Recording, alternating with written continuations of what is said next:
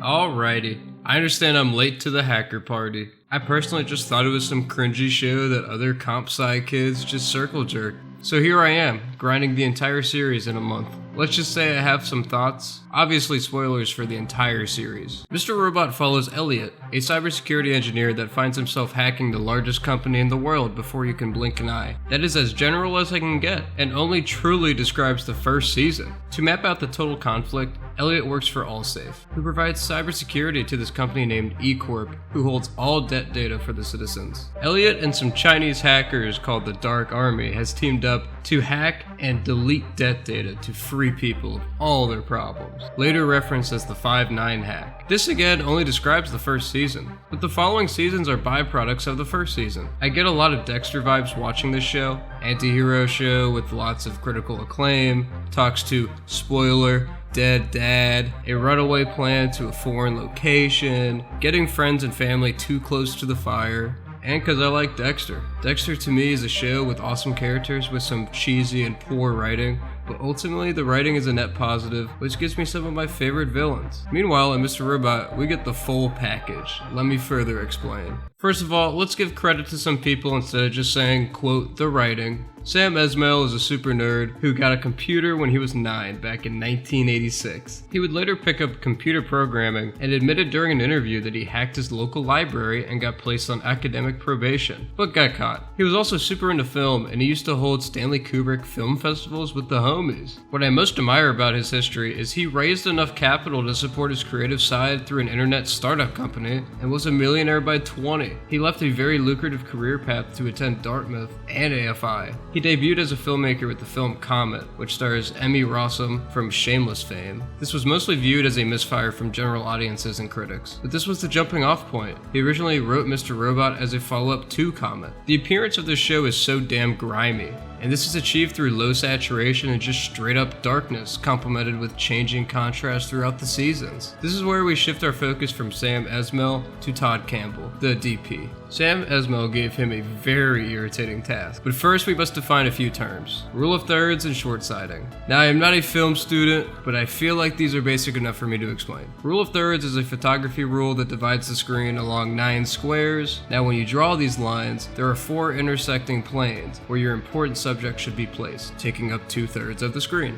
Well, then there's the opposite of this, short-sighting, where the subject is placed on the edge of the frame. With this in mind, Sam Esmail asked for the latter. The entire show disobeys the rule of thirds and adds to the odd atmosphere that we are already experiencing. We get all these creepy shots with characters at the very bottom of the frame, which gives us a better view at the environment, but I wouldn't say this is the main purpose. This series has so many patient long shots, and everything just feels so effortless. We have a quote one-take episode that is a masterclass on so many levels. I knew a one-take episode was coming, and I didn't realize it was the one-take episode till about 70% through the way of the episode. I love how they made most of the show so fucking dark.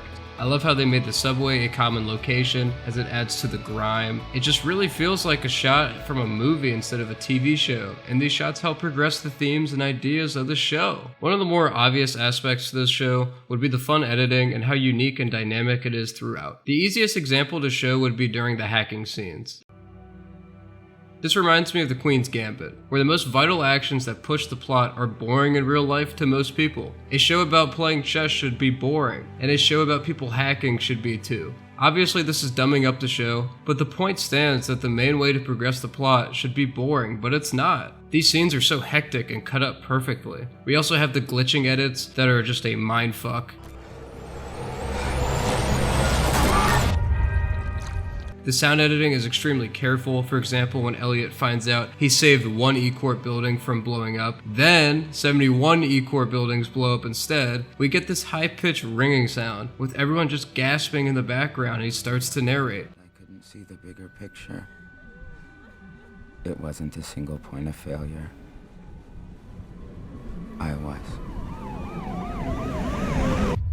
In any other series, we would just look at the TV and see the noise, but this choice was so effective in eliciting emotion. Another example is when the screen starts to glitch and we start getting pixels while he's taking drugs. We get a terminal pop up quickly on the screen, and it really does help contribute to the themes and the idea that Elliot is mentally breaking down. Quick little note about this awesome score.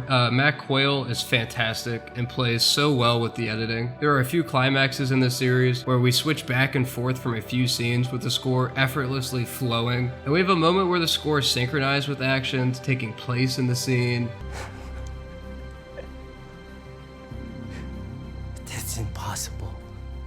The soundtrack throughout the series is all over the place, and I'm here for it as well. The openings in this series are complemented perfectly by the score and editing. The openings always feel like a climax in their own league, kind of like a teaser for the upcoming conflict in the episode, and this is portrayed so well with the score. They can also be as simple as just showing off the Mr. Robot sign with a calm and eerie score to set up what is to come.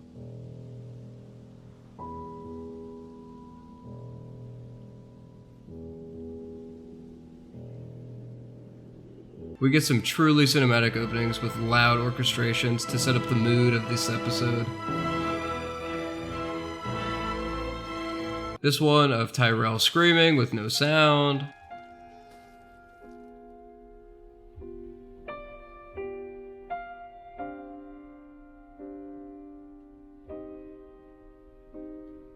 Mind awake, body asleep.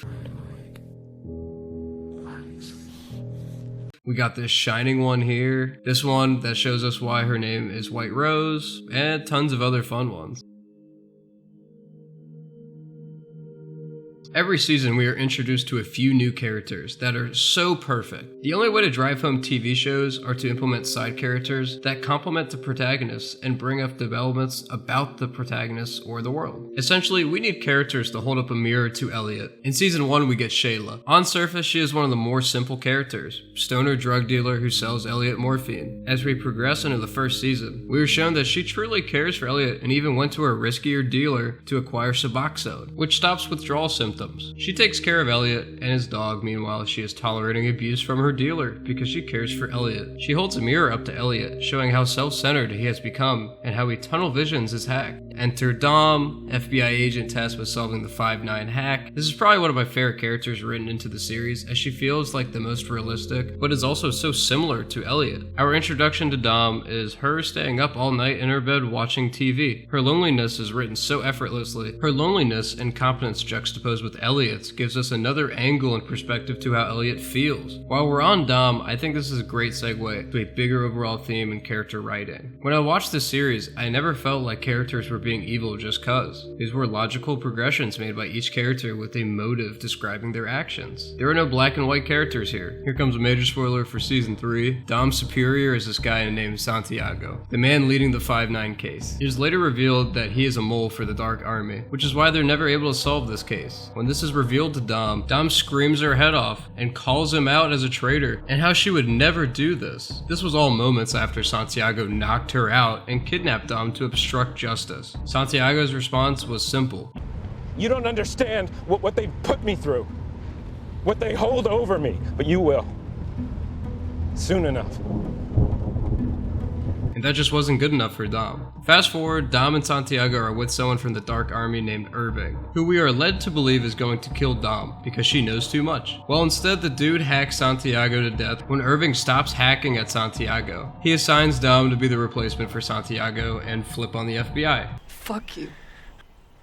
Well, Irving took that personally and starts hacking at Santiago's dead body more, screaming out the names of her family members. Not a good look. I think she finally understands what Santiago meant by "you don't realize what they have against me." After this scene, we watch her with so much hesitation lie to the FBI. And even when she lies to the FBI, people still die. In conclusion, Santiago is a great case study for writing a character with fitting motives for their actions. He's not just bad cause bad. There are too many good characters in this series, and each one deserving of their own talking point, but you get the gist. This show consistently gives us the most textbook twist, and it's kinda hilarious. List off any twist you can think of, and this show has it. Fight Club twist? Check. It was all in your imagination twist? Check a few times. I'm your father twist? Yep. I'm your sister that you just made out with twist? Unfortunately. It was all a dream twist? In a way. Where did he touch you on the doll twist? Rip. Well, why do I love this show so much if this is what is woven into the plot? Well, I'll let Sam explain something to you first. We lean on plot a lot of times, way too much. But the plot inevitably has to make sense, and you have to kind of understand it. The audience has to kind of understand it, but you don't remember plot. You remember the characters, and I really deeply believe that. And you remember what they're about and who they are and what choices they make, bad or good. And that will ultimately resonate more than the sequence of events that happen on the screen. I 100% agree. At the end of the day, as long as the plot is as unique as it can be, and we have interesting and lovable characters, why does it matter? These twists can still be earned. And a quick side note, this show is never about the plot. Let me give you an example. For instance, when Elliot talks with Krista, and we get the reveal that his father sexually molested him, I never said internally, oh brother. This wasn't exactly the writing that pulled this off, but more so Rami Malek's physical performance.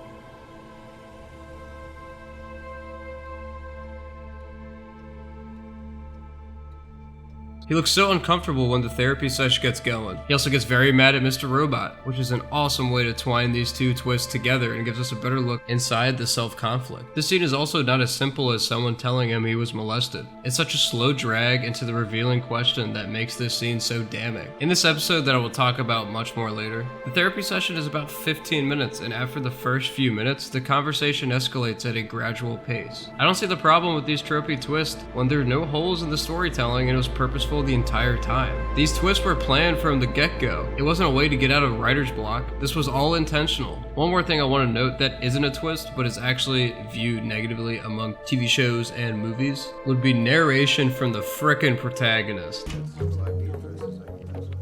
But I'm only a vigilante hacker by night. By day, just a regular cybersecurity engineer. Narration in this series is done exactly how it should be. It is not only used for exposition, but gives us more insight inside Elliot's head. And he's unreliable anyways, give me a break. I'm sorry for not telling you everything. But I needed this in order to get better. He also breaks the fourth wall a lot, as he created us, as a viewer, to the show. He even shakes us when we don't tell him a twist, and I just feel like this way is so crazy and creative. Is it not so obvious that this is so separate from lazy and simple writing? The obvious ones are consumerism and wealth inequality. Regardless of your political affiliation, just play along. You don't gotta agree to enjoy. We see how people with one thing in mind, making money, can be so harmful to society. How regulations were needed to keep these rich people in check regarding the Washington Township toxic waste scandal that resulted in the deaths of Angela's mom and Elliot's dad. Then obviously the end goal of the hack was to redistribute wealth and rob the rich blind. These are all just surface level themes to cover the real themes of the show. These are the themes that I hold to a much higher standard.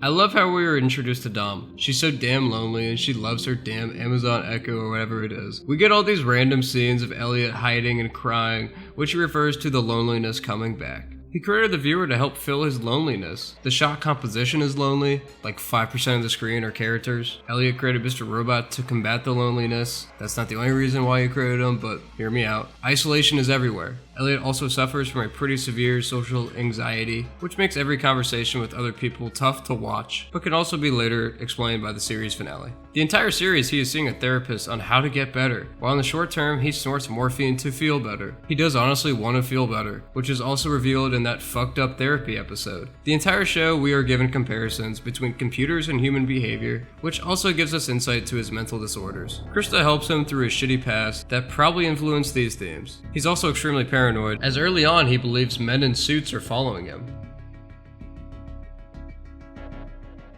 Why do you hack someone? To gain knowledge about them, to get ahead. What do you gain when you know this much? Control. There are no senseless, violent wars in this series. There are planned wars on obtaining information. Many deaths throughout the series are in the name of strategy to facilitate the hack. But if we want to talk strictly about Elliot, he has all the control in the world behind his computer. White Rose doesn't want him dead because of the power he can obtain through his computer. There is no price tag for this skill. This becomes a great reason to why he's able to get in so many pickles and come out with his life. There are a few tense scenes where in other shows, the only way to justify the character surviving would be to just say he's the main character. He's got gotta make it out. In Mr. Robot, these scenes happen and the justification is obvious. He does something no normal everyday soldier could do. He is more powerful with a computer than a loyal soldier with a gun. Sam Esmail explores this cheat code in several scenes, adding to the overall tension of the series. Another way we can look at control is through money. There's a reason why the end goal of the show is to redistribute the wealth. The rich control the poor by dangling money in front of them saying, "You could be like this if you just rise up the ladder, little kid." This is what makes Elliot so dangerous. He doesn't care about money, therefore can't be controlled. One thing you won't get me talking about is comparing life to a computer. It's been done, it's kinda corny,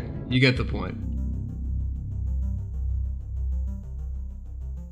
If you have seen the show, you know which episode I'll probably start with. It's one of the highest rated episodes of television, so it's pretty simple to go to that one. To set the scene, we are given a 5-act bottle episode structure. A bottle episode is when an episode takes place mostly in one location with a limited cast. The example that comes to mind is when the gang dines in Always Sunny. There's no mystery behind who is in this episode and where it's taking place. Vera and young Ma has just kidnapped Elliot and is also holding his therapist hostage. Vera is looking for a way to break Elliot with a bat whose name is Krista. Oh god, look at the aspect ratio change. Oh, this episode looks just like a movie. We hear the rain in the background of the entire episode. I love the thunderstorm sounds queued up whenever something revealing or threatening is said.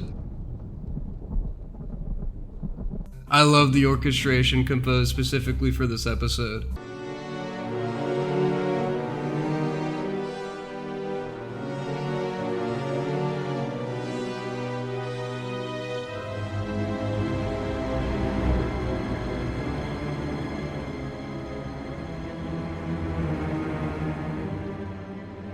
Reminds me of something out of a classic 50s movie. The episode just feels like a play, and this feeling is facilitated with the sound design and the transition. Look at the audacity behind Sam Esmail here. A slow fade to black. The best example of this episode resembling a play would be the last few seconds where we stand over Vera's dead body and the lights power off and the sound made is that of stage lights going off. The important revelation of this episode is that Elliot's dad molested him and he created Mr. Robot to protect him from the truth and block other certain memories of his past. This is why he never remembers the Windows story truthfully. This is a crucial episode in the series as this is where we start to dive into who Elliot really is and what he's been hiding from the audience the entire time.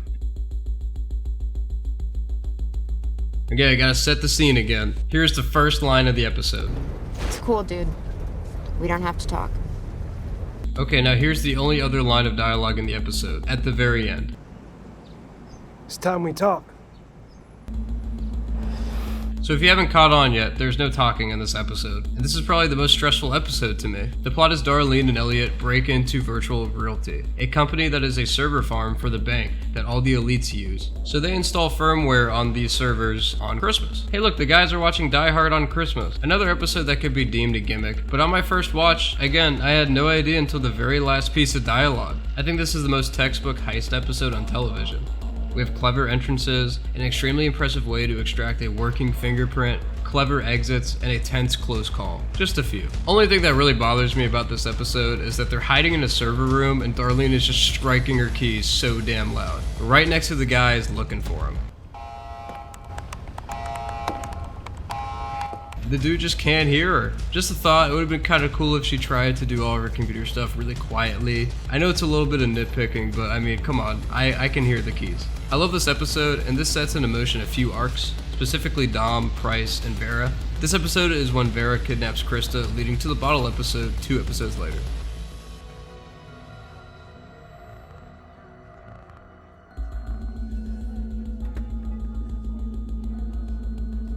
Hey, another gimmick episode, one take, let's go! Come on, this episode is just so fun. I also didn't notice this for a while, come on. Maybe I just can't pay attention. But I would like to think it's just because I'm so engaged. I always love watching behind the scenes of the one take magic trick. I don't think people realize how hard it is for just simple shots. Like, how does this camera track through a glass door? A quick plot summary of this episode is Elliot is trying to stop an E-Corp building from blowing up after the Dark Army stages a riot in the E-Corp building. There's going to be a buildup of hydrogen in your data center. Sir, I'm having trouble hearing you. Would you like me to connect? You've got to get everyone out of the building now. A spark will ignite the hydrogen and bring the whole place down. Also, Elliot has to dodge some people as Angela fired him to continue the next steps of stage 2. During the riot, Angela does some typey stuff that Elliot would normally do, but you know, he's fighting with Mr. Robot right now. Hey look, it's Rami. Pretty dope they aired this episode with no commercials. It's so hectic, and apparently they just spent hella money on this episode, and it's just a huge flex. Oh, let's go again, sitcom episode. But for real, this episode is actually important. This was easier to digest after finishing the show and realizing a few key elements. Quick summary, Elliot just had his shit rocked by Craig Robinson and some Nazis, and this ass beating is still going on strong. Episode ends, next episode rolls up with a sitcom of his family. Mr. Robot is taking his beating for him. He has taken him to a world where he is trapped. Shit, I'm trapped in this world. We're all in this world for about 15 minutes, I just want to leave. But that doesn't deny its purpose and its effectiveness in conveying some messages to us. This episode serves the same purpose as the narration, where we get a better look inside of Elliot's head. But first, roll the fucking title card. Used to be you could trust in the story, vilify the villains and celebrate the heroes. You could believe in the guts and the glory ways. Those were the better days. Where did those times go? Okay, come on, this is hilarious. Angela's an E-Corp sellout. Elliot Alderson, otherwise known as Freddie Mercury or King Tut. Many would say that Rami Malek has a very easy job in this series. He's just socially awkward and isn't a huge fan of participating in discussion. But come on, the layers, Mason. Let's break this down. He's playing a computer tech that has to be normal during work, a hacker vigilante at night who's fighting with drug addiction and loneliness, and is fighting a human form of himself in Mr. Robot. There is a massive array of emotions he has to cover here, and it isn't just, look edgy, put up the fucking hood. I want you to check this man's eyes during this scene. I enjoy how he commands conversations only when he has the head start with knowledge from hacking someone. He turns into a much more confident Elliot when he hacks, and Rami Malek captures his confidence perfectly. But there are plenty of other fantastic performances all over this show. Obviously, next we have to talk about Christian Slater. He plays the cocky and confident Mr. Robot / Elliot's dad. Even though he's a part of Elliot, he brings out all the fun traits we expect from a hacker vigilante. He's smooth as butter. It is not all butterflies and rainbows with his performance, as he does capture a lot of heart in some scenes specifically towards season 4. To me, this character still works the best as an actual person in the first season, but that doesn't mean I disagree with the choice of Fight Clubbing him. Might as well mention this now, if you could rename Mr. Robot, you would just call it Fight Club 2. Come on. Carly Shaken is awesome as the angsty sister that acts like a 16-year-old that brings home a 30-year-old boyfriend with face tats to her family. The one scene I always point to where she completely sold herself to me when she spills the hot goss to a random stranger that steals her wallet on the bus. I killed a woman.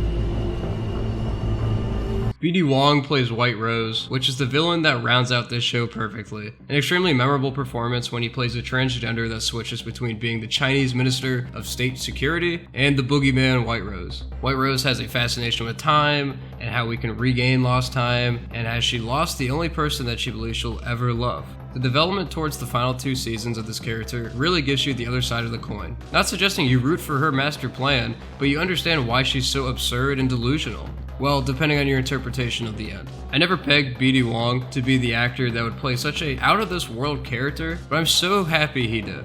He's always played such a grounded character in all of his shows, and it's nice to see him expand to one of the most memorable TV villains next to the likes of Gus Fring and the Trinity Killer. Joey Badass might hold the crown for the funniest character as Leon. We were first introduced to him as a really intellectual sitcom watcher, which is just good television. He's the most loyal character in the entire show, but he's such a wild card. Craig Robinson's character Ray would probably come in second place. He just seems like such a reasonable man that just had a really fucked up sight that he only keeps up because of his dead wife. He has some of the best monologues in the show, made by someone not named Elliot or Mr. Robot. Ray, what are you doing? Told you not to look.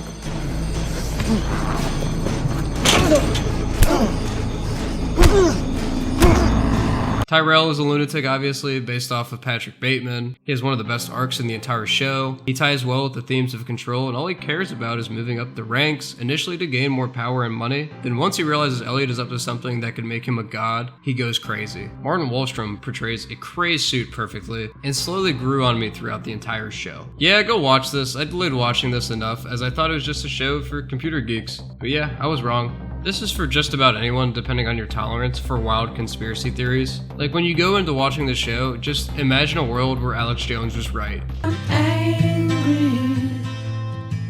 I've had enough of these people. They're a bunch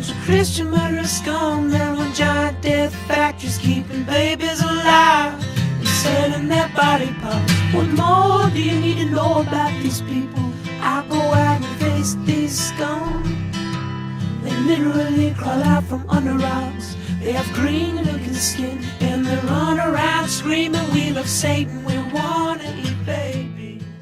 People just want more grounded television, and that's understandable. But this project is so ambitious and hits on almost every attempt for me. Thematically, the show hits hard and stayed with me ever since I finished it. I don't know when I would rewatch it, but it'll be an exciting time whenever I decide to whip it back out. Anytime people ask me for a good show to watch, this will be my go-to. A show with this many twists should be great to rewatch and watch out for other details that were missed before. Now I can go back to watching movies because this took up an entire month of my time, and I didn't watch a single movie since episode 1. I'll get lost.